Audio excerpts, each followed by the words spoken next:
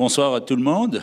Je suis Vincent Hediger, le nouveau directeur de la Cinémathèque suisse, et j'ai le plaisir de vous accueillir dans cette salle exceptionnelle pour une soirée exceptionnelle. On peut dire ce qu'on veut des listes des meilleurs films. Il n'en reste pas moins que sur la fameuse liste des meilleurs films de tous les temps du British Film Institute, pendant les dernières décennies, il n'y avait qu'une seule femme qui figurait dans les top 10, et c'est l'invitée de ce soir, la réalisatrice à exception, Claire Denis.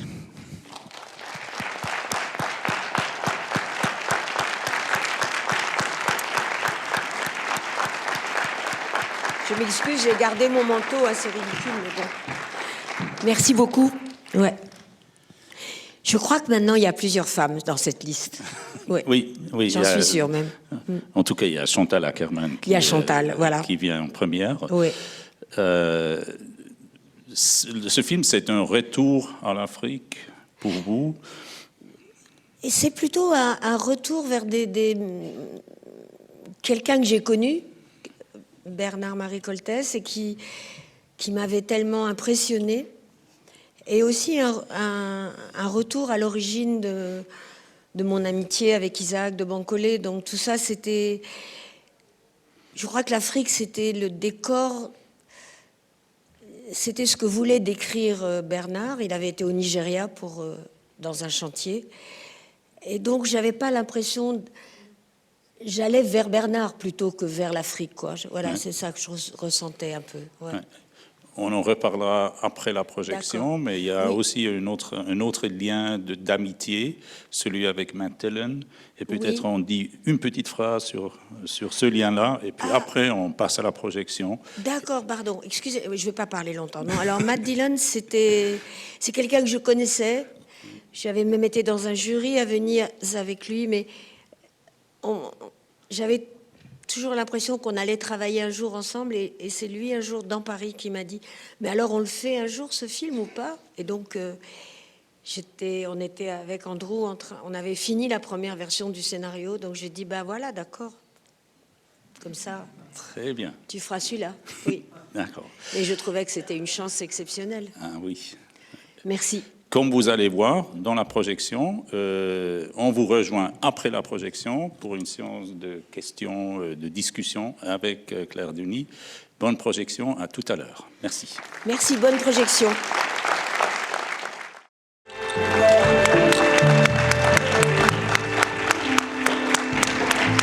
Merci beaucoup.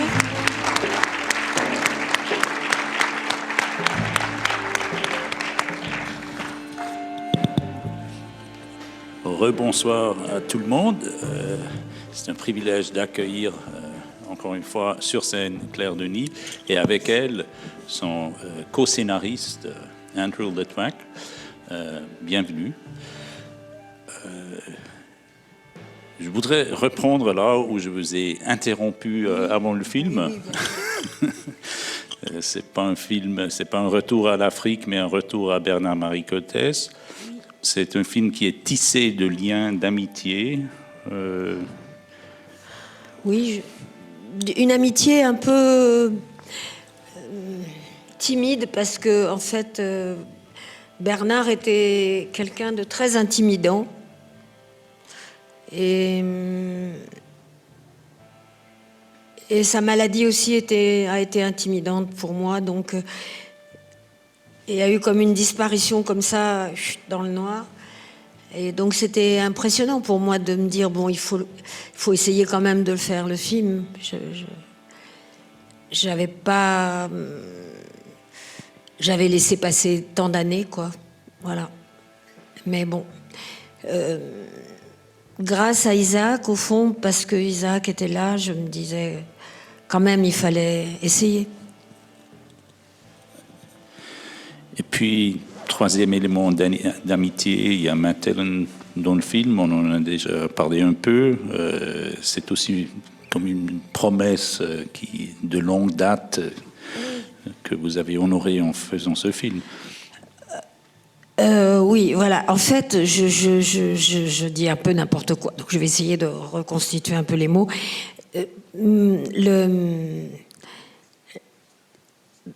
Quand j'ai fait mon premier film au Cameroun, avec Isaac de Bancolé, Bernard est venu au Cameroun pendant le tournage. Et déjà, à l'époque, en 86, il était malade déjà, mais il le disait pas, mais on savait, nous, que c'était le sida. Et donc après, c'est passé très vite, quoi. Il est mort en 89, donc il y a eu très peu de temps pour vraiment mettre quelque chose ensemble tous les deux, et peut-être que cette disparition si brutale a fait que quand Bernard, à l'hôpital, m'a dit, bon, bah écoute, on n'a pas travaillé ensemble, mais t'as qu'à adapter Combat de nègres et de chiens. J'ai dit, bah oui, je ne pouvais pas dire non à ce moment-là. Il était mourant, donc je me suis dit, je le ferai, mais en fait, j'avais tendance à oublier un peu, voilà, que j'avais fait cette promesse, voilà, parce qu'elle faisait peur. Ouais. Et pourquoi maintenant? Pourquoi vous avez choisi Parce que d'y revenir maintenant? Je me suis rendu compte que les années passaient, et que comme Isaac ne vit plus en France, il vit aux États-Unis. On se voit, on se parle souvent, mais je sentais qu'on vieillissait tous les deux et qu'il fallait se dépêcher, quoi. Autre collaboration de longue date, c'est celle avec Andrew Litmack, autre lien d'amitié qui date d'il y a longtemps. Comment était la collaboration sur cette pièce? Quel était aussi le challenge particulier d'adapter cette pièce originalement écrite en français pour des acteurs anglophones? Je ne sais pas s'il y avait vraiment un challenge. Je me souviens, au début, on passait plusieurs mois dans la cuisine de Claire. Elle parlait. Je prenais des notes en anglais, mais elle parlait en français. Et après quelques mois, on finissait avec un bout. Et après, on a fait venir Suzanne Lindon à travailler avec nous. On a traduit le scénario, ce qu'on avait déjà fait en anglais, en français. Et Claire et Suzanne on retravaillait le français. Mais tu étais tout le temps avec nous. Mais j'étais tout le temps avec vous aussi. Et puis, les choses qui avaient des incidences sur l'anglais, j'ai changé, sinon. Et voilà, c'est la 3e fois que je bosse avec Claire, voilà, sur un film.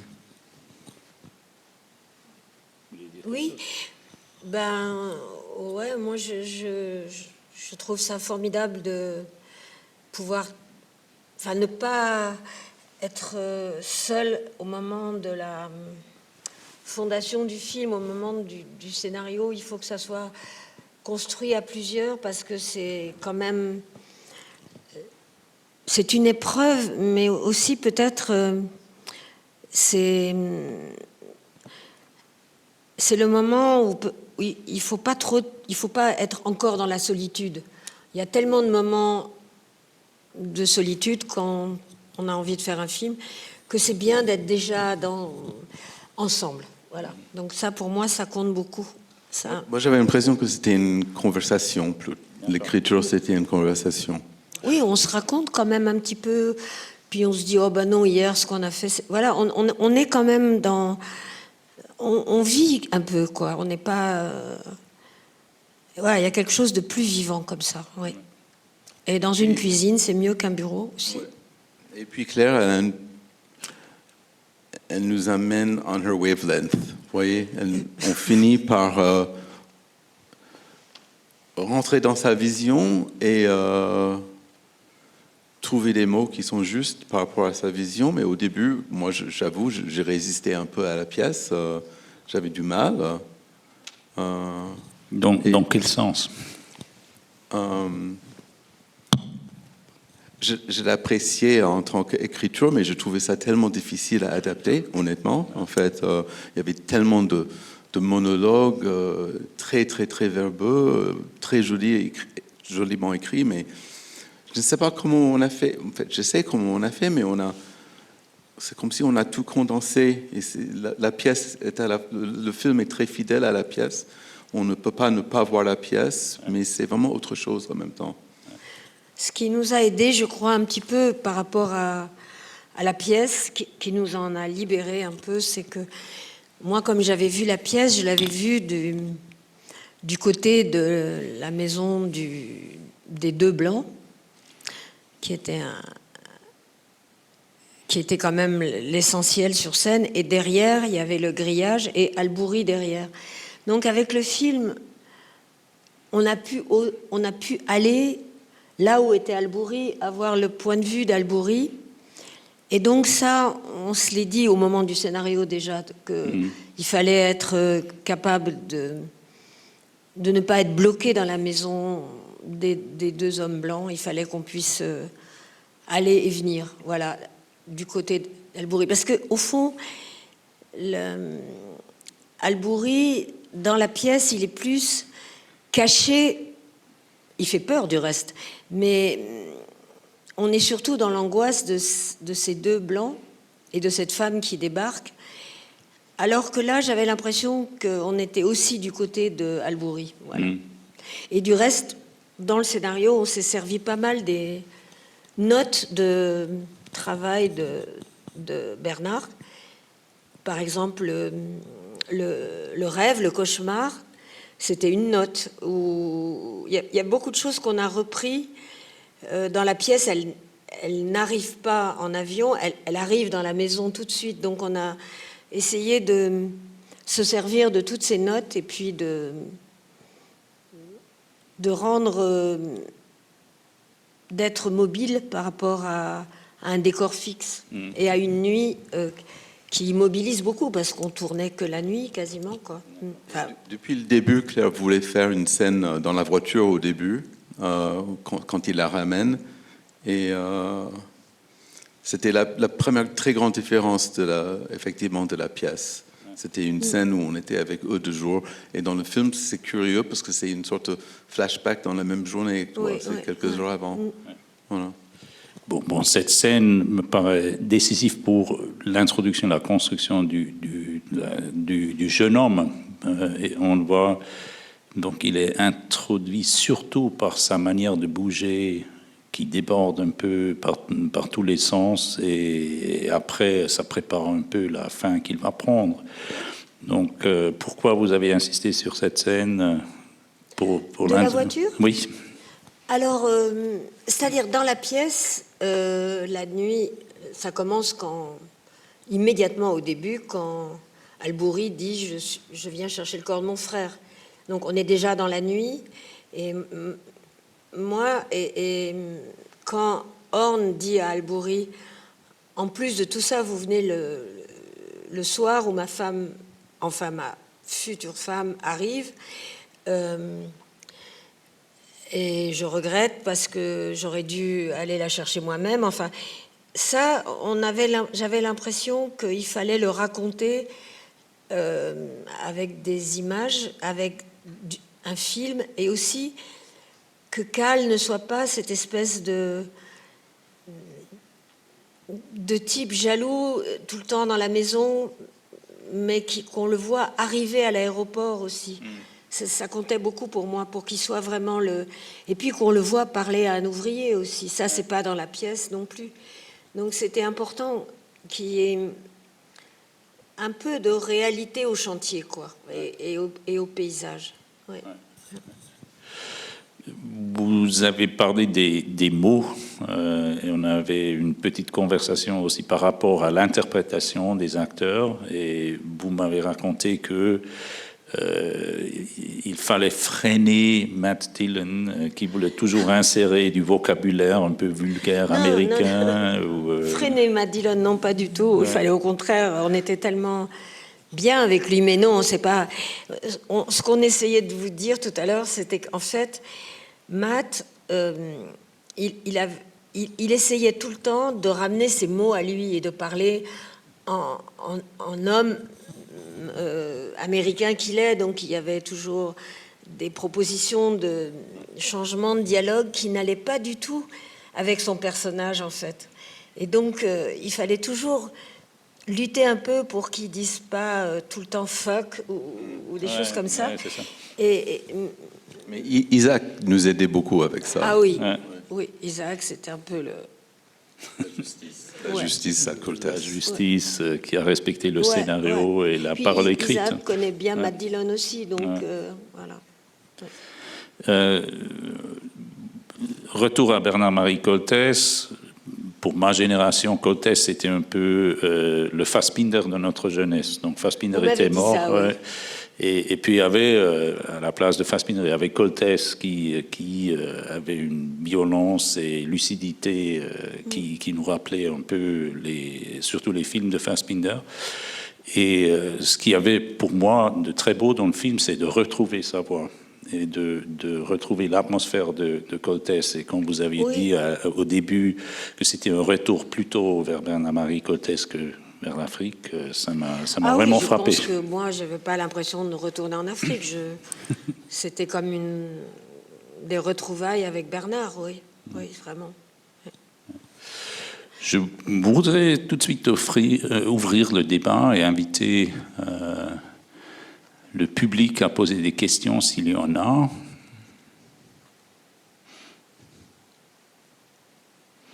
Voilà, mon Dieu. Pas encore. Ça fait peur. Voilà, allez-y. Donc au premier rang, est-ce qu'il y a un micro qui... Bon, je le passe. Bon, il y a le micro qui circule, mais on va commencer par vous. Bonsoir. Merci beaucoup pour ce film. J'ai été personnellement extrêmement touchée par beaucoup de choses que j'ai vues dedans. En particulier le travail sur l'image que je trouvais vraiment impressionnant. Enfin, j'ai pas l'impression d'avoir beaucoup vu de films tournés la nuit dans votre filmographie, et je trouvais qu'il y avait une sorte de torpeur un peu qui était très différente de ce que j'ai pu voir par le passé chez vous. Excusez-moi, ma question est un peu triviale, mais il y a une scène qui m'a un peu interloquée, qui était celle qu'on voit au tout début du film avec le chien. C'est celle où, pardon ? Celle avec le chien au début du film, qui je trouve avait...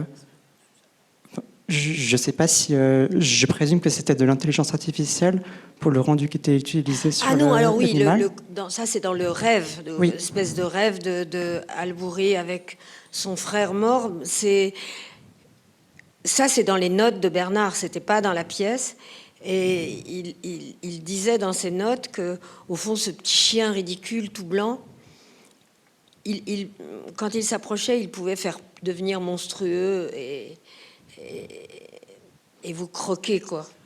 Et donc, on a essayé de le faire aussi simplement que possible, comme mettaient les notes de Bernard. Voilà. Mais donc, c'est en effet pas de l'intelligence artificielle, c'est tout simplement des effets spéciaux très simples. Hein. D'accord, excusez-moi alors. On est parti du vrai chien, en fait. Hein. Ouais. Oui. Merci. Bonsoir, merci pour votre film. J'avais une question sur votre adaptation et pourquoi est-ce que vous avez choisi de la faire en anglais, en fait. Voilà. Alors, il y a plusieurs raisons. Il y en a une qui était que Bernard avait un accord avec Patrice Chéreau quand il travaillait Patrice lui passait commande, c'était un accord qu'ils avaient, Patrice lui passait des commandes, et Bernard demandait à aller dans l'endroit où la pièce se passait pour lui. Bernard adorait ça, partir ici ou là, quoi. Il était toujours en quête d'un endroit, d'un pays. Et donc, Bernard avait l'idée, déjà, il avait lu quelque chose sur les chantiers qui venaient de s'ouvrir au Nigeria. Et il est parti sur un chantier au Nigeria. Et le Nigeria étant une ancienne colonie anglo-anglaise, les Blancs et les Noirs, quand on va au Nigeria, ils parlent plutôt en anglais, quoi, qu'en français. Et puis, aussi, il faut dire que on avait les droits de la pièce, mais il y avait le jeune homme qui avait joué, qui n'est plus jeune aujourd'hui, qui avait joué Albouri à l'époque, avait pris les droits de la pièce en français, voilà. Donc on était... Mais au fond, moi je pensais au Nigeria, Bernard au Nigeria, donc ça m'allait très bien que ce soit en anglais. Pardon, j'ai répondu à votre question ? Non, je ne sais pas.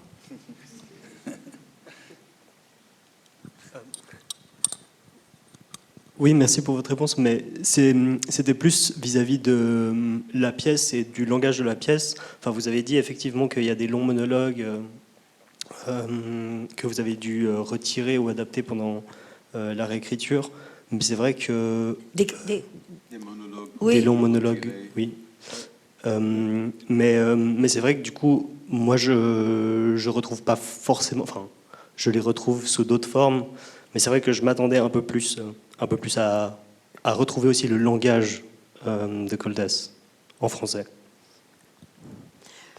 Oui, mais on a quand même essayé, Andrew, en le traduisant en anglais, il a quand même... On a gardé le rythme, Les ce rengaines, phrasé, les retours des mots sans cesse, quoi. la politesse. Et puis, cette chose qui est très belle dans la pièce, c'est que quand Albouri s'approche du grillage, il est excessivement poli, parce qu'il parle à ce gars blanc qui dirige le chantier. Et du coup, Horn est obligé de lui répondre aussi dans cette extrême politesse. Et ça, on avait très envie, évidemment, d'être tout à fait fidèle à ça, quoi. Ce qu'il y a aussi de remarquable dans la distribution des rôles, c'est que les acteurs ont des accents très très particuliers, très précis, disons en termes de lieu d'origine, souche sociale, si on veut. Donc, oui, ça comptait. Bien sûr que c'est aussi un peu dans la pièce. Le personnage de Léon dans la pièce, il est quand même beaucoup plus... je vais dire un mot horrible, mais je le pense quand même un peu vieillot. Comme si Bernard avait... parce que quand elle parle à Albouri, Léon, elle lui parle en allemand. Et la mère de Bernard était de Strasbourg et elle parlait en allemand aussi. Et donc il y avait quelque chose, je sentais qu'il fallait que moi je me détache de mon souvenir de la mère de Bernard pour faire une Léone que j'aurais pu rencontrer aujourd'hui, quoi. Voilà. Donc c'est vrai que ça c'était un gros changement, quoi, vraiment. Oui. Et donc les classes sociales, Tom, il vient de Nottingham, Mia. Donc on a gardé un petit peu. Et la seule chose que j'avais pas imaginé du tout, quand on écrivait le scénario, c'est que ce serait... Horn aurait un accent américain, mais bon, c'était bien que ce soit Matt, qu'on se soit retrouvé à Paris avec Matt à ce moment-là, et finalement, j'ai pas cherché quelqu'un d'autre. J'ai dit voilà, c'est le destin, c'est comme ça. Mais c'est vrai que parfois, je voulais pas que ce soit trop. Je voulais que ça ressemble un petit peu. On travaillait sur un vrai chantier. Hein. Ils construisaient 2 ports là au Sénégal. Et un jour, on était dans un aéroport du centre de Dakar, et il y avait toute une troupe de gars blancs qui allaient travailler sur un nouveau puits de pétrole qu'on avait trouvé au large de là où nous on tournait du reste. Et ils partaient en hélicoptère. Et Tom, qui était là avec moi dans l'aéroport, me dit mais c'est pas vrai quoi, ils parlent comme chez moi. C'était tous des gars qui venaient du nord de l'Angleterre et qui travaillaient sur ce chantier de pétrole au Sénégal. Ouais. c'est un film de nuit. Et vous avez tourné quasiment tout le film dans la nuit. Est-ce que vous pourriez-vous nous Ben, raconter un peu ce que ça signifiait comme tournage, aussi du point de vue technique?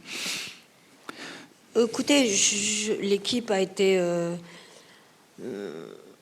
non, je crois que l'arrangement... on n'était pas une grande équipe, hein, donc les heures de nuit, comme on dit, non, ça n'a pas été ce qui a grévé le budget. Mais par contre, mon inquiétude à moi, c'était avec Éric Gauthier, c'était comment on allait faire la nuit qui est éclairée par ces lampes blanches de l'espèce d'amorce de route, et puis la lumière jaunâtre de la maison, et en sachant qu'à un moment, il y avait la panne de courant, quoi. Donc, je crois que j'avais beaucoup d'angoisse, et on a fait des essais, on a essayé plusieurs choses avec Éric pour être sûr que ça reste simple comme dans la pièce, que ce soit pas... qu'on aille vite, et que ce soit pas trop artificiel la nuit, qu'on reste dans la nuit vraiment, nous, on trébuchait dans la terre, on n'était pas du tout à Et l'aise. on tournait dans l'ordre. Ouais. Donc c'était la première fois pour Claire de faire ça, du début jusqu'à la fin, dans l'ordre. Oui, j'ai eu la chance d'avoir un assistant qui a réussi à faire un plan de travail dans l'ordre chronologique, donc ça c'était bien, ouais, ça nous a aidés quand même. Ouais. Ça a aussi aidé les acteurs. Et ça a aidé les acteurs, bien sûr. Ouais, beaucoup. ouais. Ben, ça aide tout le monde. Ouais. Est-ce qu'il y a d'autres questions du public, quelqu'un qui voudrait intervenir? Là, au fond, il y a une question, non? Non, je crois pas. C'était pas ça. Ah, oui, si je vois voilà. un bras. Bon. C'est très émouvant pour moi de voir que cette salle s'appelle Buach. Ouais. Parce que moi, j'ai connu Freddy Buach aussi. Et donc, ça me touche. Allez-y. Alors déjà merci beaucoup d'être là ce soir. Je continue une question sur la nuit encore que vous avez déjà du coup un peu amorcé. Vous avez beaucoup parlé du côté technique, comment on va faire la lumière, essayer de garder un côté naturel.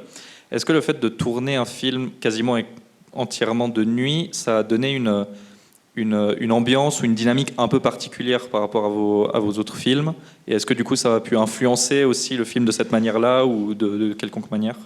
Ça a sûrement marqué le film énormément parce que j'ai déjà fait des nuits dans les films, hein, c'est pas ça, mais là, tourner tout un film de nuit, on a eu un autre rythme, on était un peu des zombies, hein, on dormait pas beaucoup le jour, et on était à 1h30, presque 2 heures de route, du chantier. Oui, oui. Donc, on roulait à la fin de l'après-midi, et puis on repartait à l'aube. Donc on avait un rythme de vie qui nous mettait dans une espèce de bulle. Je ne peux pas dire autrement. Pardon, bulle. Mais voilà, c'est vrai, ça nous abritait, mais je crois en même temps, on était un peu comme drogués par ça, quoi, je crois, ouais. Voilà. Peut-être, moi je suis très pris par le générique. J'aime bien cette dernière séquence. Oui, la route, la musique, il y a un élément de trance aussi. Puis, bon, c'est pas introduit, c'est pas expliqué, mais c'est comme un petit film rajouté à la fin du film.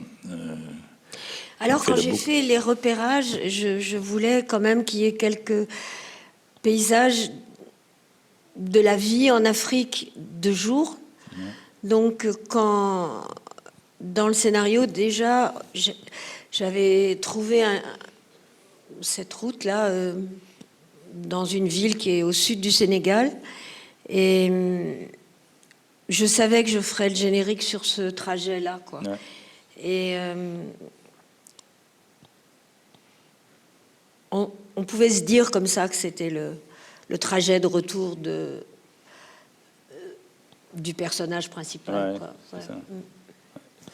Est-ce que vous pouvez dire quelque chose sur le choix de la musique? Oui, alors, moi, il se trouve que depuis pas mal de temps, je travaille avec... Enfin, j'ai eu la chance de rencontrer ces musiciens anglais, les Tindersticks, Je ne savais pas que notre collaboration durerait si longtemps, mais on ne s'est jamais engueulé, on n'a jamais... Ils ont toujours trouvé que ça allait, quoi, de travailler avec moi. Donc, c'est devenu non pas une habitude, mais un défi, au contraire, de se dire et celui-là encore, vous allez le faire aussi, ce film. Et là, c'est la première fois qu'on est arrivé dans un film. Stuart avait déjà travaillé sur la musique. Et chaque fois que j'écoutais la musique dans la salle de montage avec Guy, le monteur, je disais, mais ce film refuse la musique complètement, quoi. Il n'en veut pas. Et Stuart, qui vit en France, mais pas à Paris, m'appelait et me disait, je crois que le film n'aime pas la musique. Hein. Voilà. Mais donc à la fin, il y en a. Arrivé à la fin, Ouais, voilà. Ouais. Une espèce de clôture. Est-ce qu'il y a d'autres questions que vous voudriez Non, poser? tout le monde est crevé.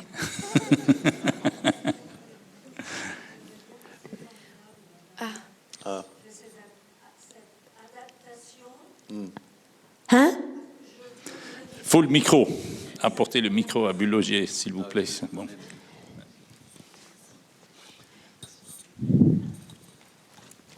J'ai compris Chéreau, Bulle. Non, adaptation. C'est formidable. Je voulais dire que tu as rendu la pièce que j'ai vue plusieurs fois chez Patrice Chéreau à Nanterre. Oui. Tu as rendu la violence de Coltès et de Chéreau, les deux ensemble, formidablement. C'est pas une question, hein, c'est juste ce que je pense et que j'ai envie de communiquer. La violence de Chéreau et de Coltès ensemble, et de Piccoli, et de Myriam Boyer, et Bancolé, et encore un autre acteur. Formidable parce que l'Afrique rend, tel que tu l'as filmé, là, rend la violence de la pièce que j'ai vue, qui n'a évidemment pas... C'est autre chose, c'est un film.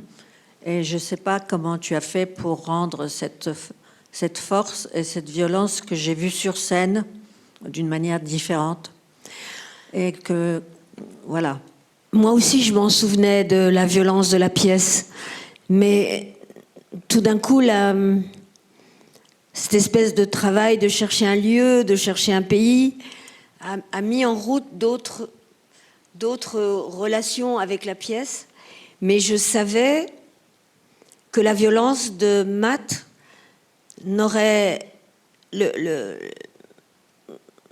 ne pourrait pas ressembler à celle de Michel Piccoli, qu'il y aurait ça serait plus noyé dans cette espèce de politesse, quoi. Voilà, mais que ça devait rester violent comme Patrice et Bernard, oui, c'est sûr. J'ai essayé comme ça, oui. Alors, moi, je te dis bravo.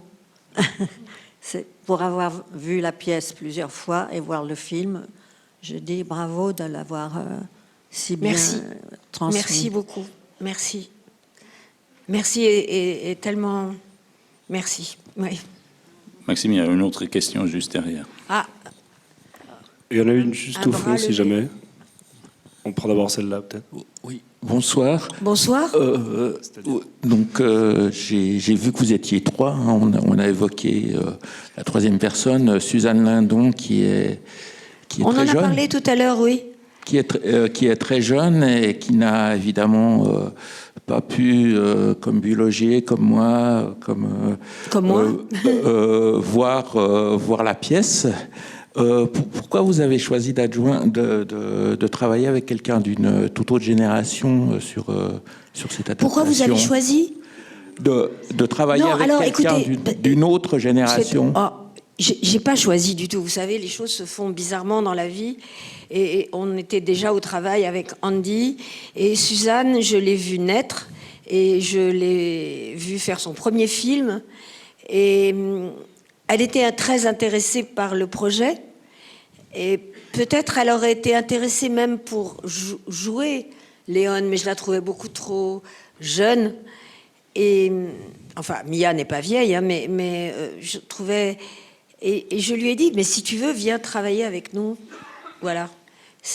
J'ai pas pensé une seule seconde que j'introduisais une autre génération. J'ai pensé que on allait voir Suzanne plus souvent. Voilà. Il y a l'autre micro dans la salle et quelqu'un qui Oui, voulait s'en c'est moi. servir. Et puis après vous, oui. Je vais essayer de faire vite. Je me demandais, vous parliez tout à l'heure de la réalisation de ce film comme d'un hommage à Coltès et presque rendre hommage à la promesse que vous aviez faite, que vous lui aviez faite. Et je me demandais quelle notion il y a eu de plaisir à faire ce film ou à se lancer dans ce projet, et quelle notion il y a eu de devoir, et comment est-ce qu'on se lance dans un projet qui peut être un peu impressionnant quand on a à cœur de tenir une promesse. Et est-ce que ça a commencé par un peu d'angoisse, justement, vu l'ampleur? Certainement, ouais. Et comment est-ce vous avez essayé de trouver cet équilibre entre le plaisir? Est-ce qu'il y en a eu dès le début, ou est-ce que vous l'avez trouvé par la suite? Et voilà, ça m'intéressait. Je crois que le plus dur, ça a été le début du travail du scénario. Donc, c'est là peut-être que les craintes étaient les plus grandes pour moi. Après, à partir du moment où j'avais un décor possible, une coproduction avec une équipe sénégalaise, quelque chose qui a rendu concret ce projet qui m'épouvantait un peu quand on travaillait sur le scénario. Mais en même temps, quand je dis m'épouvanter, c'est un mensonge, c'est-à-dire il n'y avait pas de l'épouvante, parce que d'un autre côté, j'étais obligée de relire tous les jours les mots de Bernard, donc c'était aussi des retrouvailles, donc ça m'aidait aussi, hein.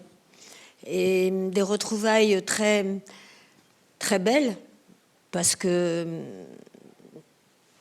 je pense que la rencontre de Bernard-Marie Coltès et de Patrice Chéreau, c'est assez unique, ce qui se passe dans ces années-là, quoi. Donc voilà, c'est bien sûr la crainte est là, mais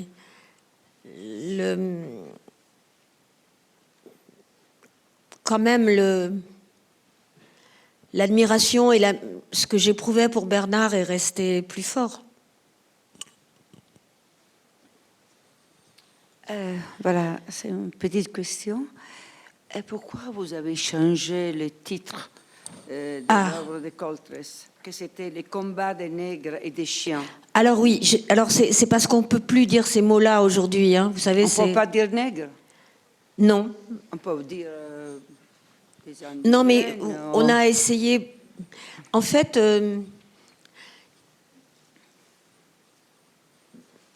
la pièce en anglais, comme elle est traduite, elle n'est pas très bien traduite, mais la pièce en anglais s'appelle Black Battle, oui,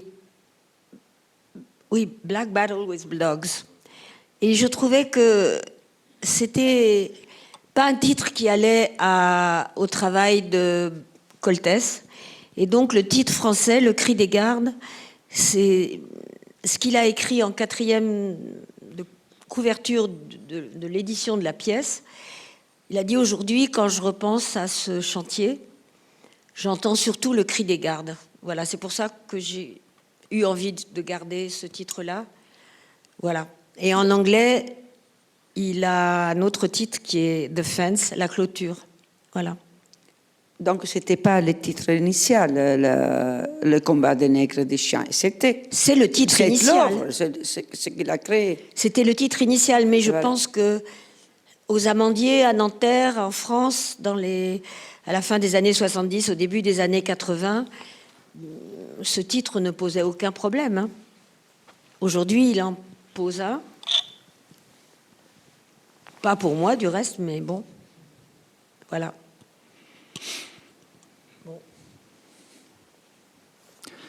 Là, il y a encore une question, s'il vous plaît.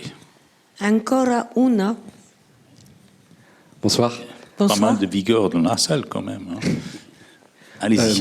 Une question peut-être un petit peu plus générale. Vous avez eu la chance, enfin, pas la chance, mais au cours de votre carrière de diriger beaucoup de grands acteurs. Je pense à Isabelle Huppert, à Denis Lavant, ici donc à Isaac Bancolé et Matt Dillon. Je me demandais si votre approche avec toutes ces expériences, elle a changé, si vous les laissez beaucoup plus libres ou si vous avez une méthode assez stricte, voilà, dans la direction d'acteurs.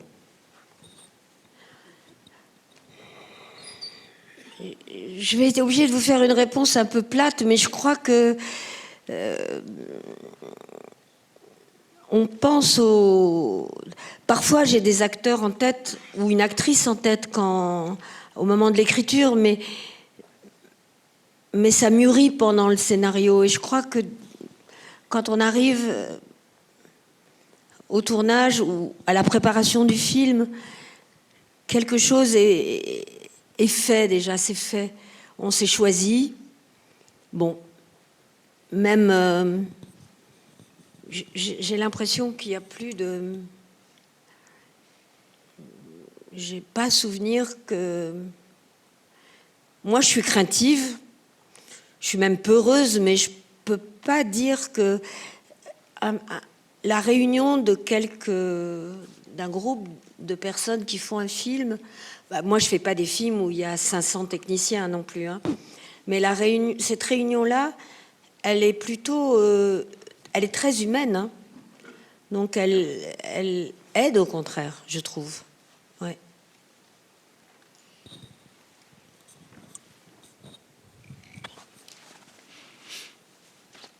OK. Voilà. Merci beaucoup. S'il n'y a pas d'autres questions. Merci à vous. Hein. Et merci à vous.